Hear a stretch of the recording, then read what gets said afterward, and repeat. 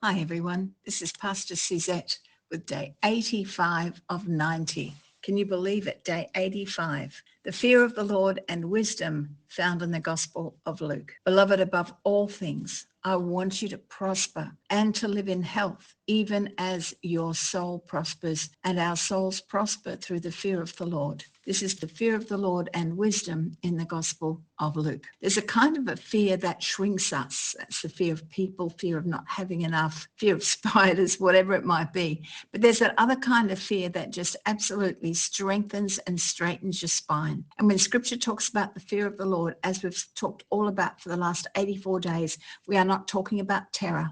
We are talking about alignment. It's the moment that we come into the revelation that God is God and we are not. And the Gospel of Luke quietly but relentlessly shows us this kind of fear that produces something powerful, which is wisdom, because there's nothing like the wisdom of God. There's nothing more powerful than the wisdom of God in situations, circumstances, and relationship. And the thing that we need to understand is that the revelation fear of God actually begins with wonder, not panic, because Luke opens with moments of holy interruption. Zechariah is interrupted in the temple. Mary is visited by an angelic interruption. Shepherds are stunned in the fields. Luke keeps using the same response, the same cycle of fear, amazement, awe, not because God is cruel, but simply because God is near. And when the angel appears to Mary, she's troubled, but notice she doesn't run. She ponders, she listens, she submits. That's the first mark of godly fear, a heart that pauses instead of postures. Wisdom begins when we stop trying to manage God and let him speak. And Jesus actually had to grow in the wisdom that comes through the fear of the Lord. In Luke chapter 2, verse 52, it gives us a sentence we should never rush past. It says that Jesus grew in wisdom and in stature, in favor with God and man. Just think about that. Jesus did not bypass growth. Jesus didn't download wisdom overnight. Jesus actually submitted to process. And earlier in the same chapter, 12-year-old Jesus is found in the temple listening, asking questions, engaging the teachers twice his age. And when his parents don't understand that he must be about his father's business, he doesn't argue. He goes home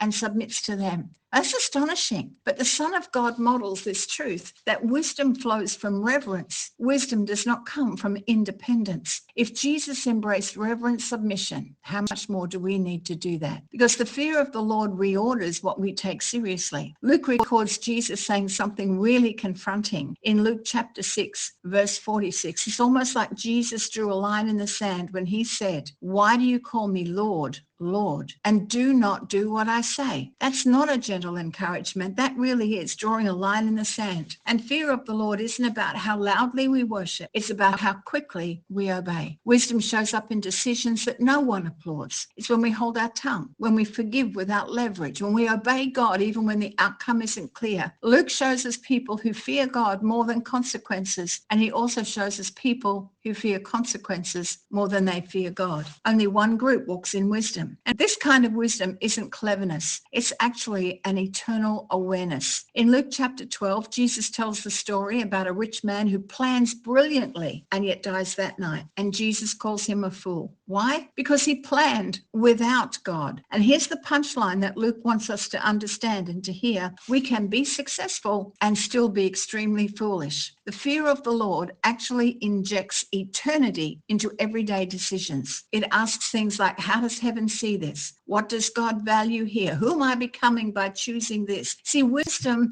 is not information. Godly wisdom is a perspective that is shaped by reverence. And holy fear, reverential fear, produces courage, not passivity. And one of Luke's most repeated commands from Jesus is, do not be afraid. And that sounds really ironic until you realize the truth that the fear of the Lord drives out every lesser fear. When we fear God, we're less afraid of people. When we fear God, we're less intimidated by lack. When we fear God, we're less controlled by approval or rejection. And when we fear God, consequences don't really matter. Luke shows ordinary people, women, fishermen, tax collectors, walking boldly because they've encountered a holy God. They fear God and therefore fear nothing else. So the fear of the Lord is not about walking on eggshells. It is about walking awake, about being alert. It's living with an inner awareness that God is here, God is holy, my choices matter and have eternal consequences. And when that awareness, that revelation actually settles in our spirit, wisdom follows. That quiet, steady, faithful, miracle-working wisdom of God. So don't ask what's the smartest move. Ask what honors you, Lord. Because in the Gospel of Luke, the wisest people aren't the loudest, the richest, or the most impressive. The wisest people are the ones who tremble just enough to listen and trust God enough to obey. God bless.